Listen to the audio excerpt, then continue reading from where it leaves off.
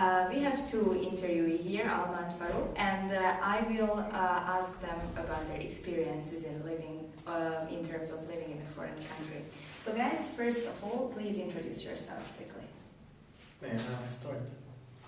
My name is Farouk Latasi. I come from Syria. I'm currently a physics student. Yeah. That's fine, thanks. Okay. My name's Alma. I'm from Tanzania and I study history and I've lived in foreign countries because of my studies. Alright, so as we mentioned, now you live in a foreign country. So please tell me some general pieces of information about the life there. So how is it for you? Well, I could start by saying when I moved to Lebanon, I found it really hard to integrate with that society. In terms of, I found myself being rejected by all aspects of life over there. Mainly because of my nationality. There's this hatred towards Syrian people, and that goes back in history. So I really found it quite difficult to live there. I really did. I forced myself to act like them, to speak like them, in order for me not to feel this discrimination against me. And that was quite difficult. Mm-hmm. Right. Alma? So for me, I've lived in Africa and in Europe, both for the purposes of studying. And I thought that because I've traveled a lot, I've been exposed to different cultures, that moving to Europe to study would be an easy transition. But once I moved there, I found that it was really difficult for me to accept some things, small things which I didn't know mattered to me, like greeting someone when they enter a room, or acknowledging someone's presence on the bus, or giving up a seat to someone who's older or less able than me. And even though I sound like I fit into Europe, or look like I fit into Europe, whatever that means, I found that I had this idea that I didn't fit in, and every time I expressed this to other people, they kind of brush it off, like, no, but you fit in completely, what do you mean? So I felt a lot of guilt that I didn't feel like I belonged, even though I looked like I belonged, or it appeared that I belonged. Mm-hmm. After some time, was it easier to be part of the community? So nowadays, do you have the feeling that you are part of those communities in which you live, of those countries in which you live? Yes, in a way, but it actually took a long while. And especially in my case, when I went to Lebanon, I was basically only with my own brother. So without having any family, I saw the friends that I made, the friends that accepted me for who I am.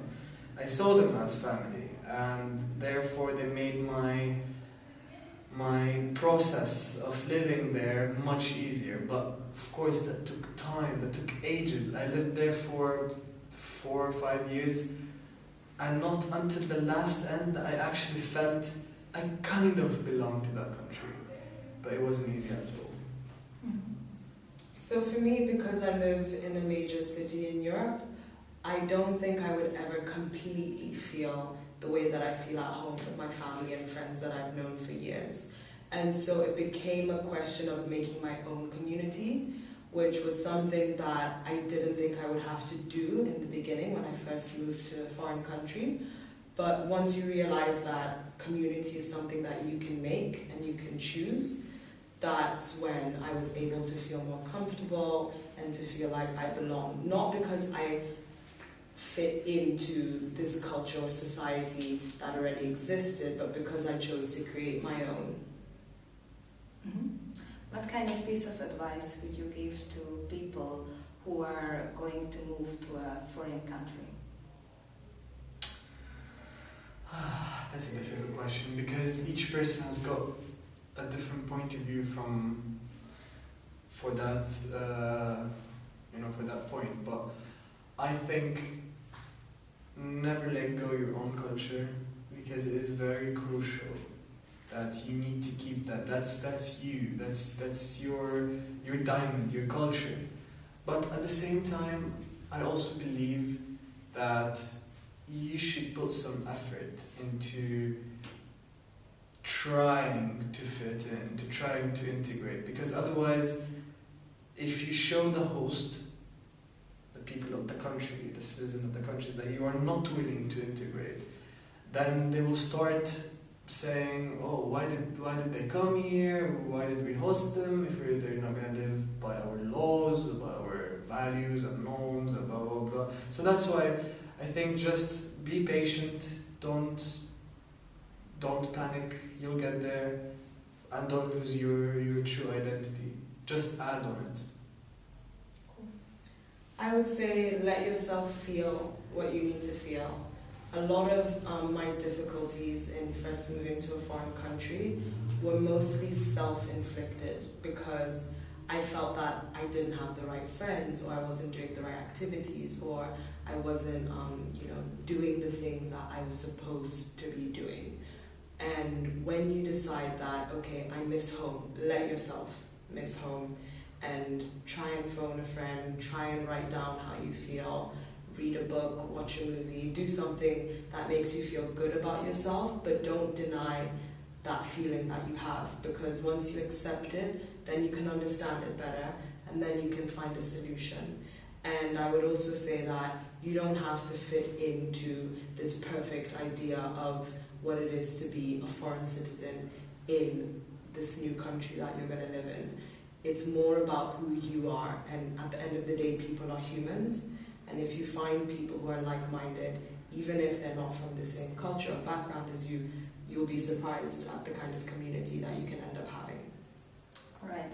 Our last question for today is, what kind of piece of advice would you give to the natives, the people who live in that given country? How should they react to foreigners? If you can point out some practical things, it would be nice.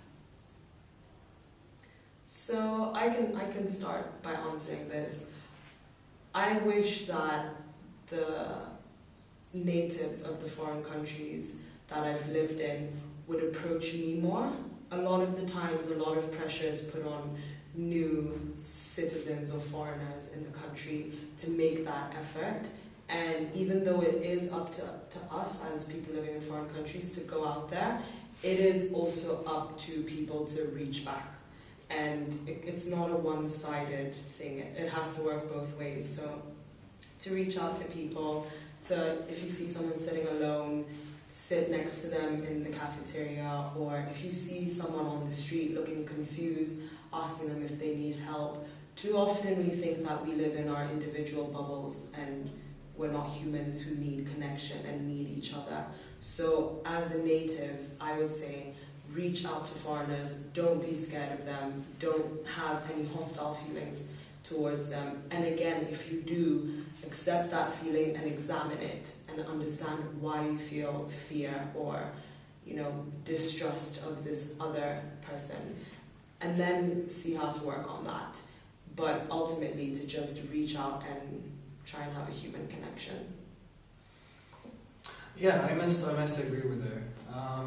But I would also like to add, they should, not they shouldn't, I'm not saying they should, but I think they need to be maybe more accepting for the people that come to their countries.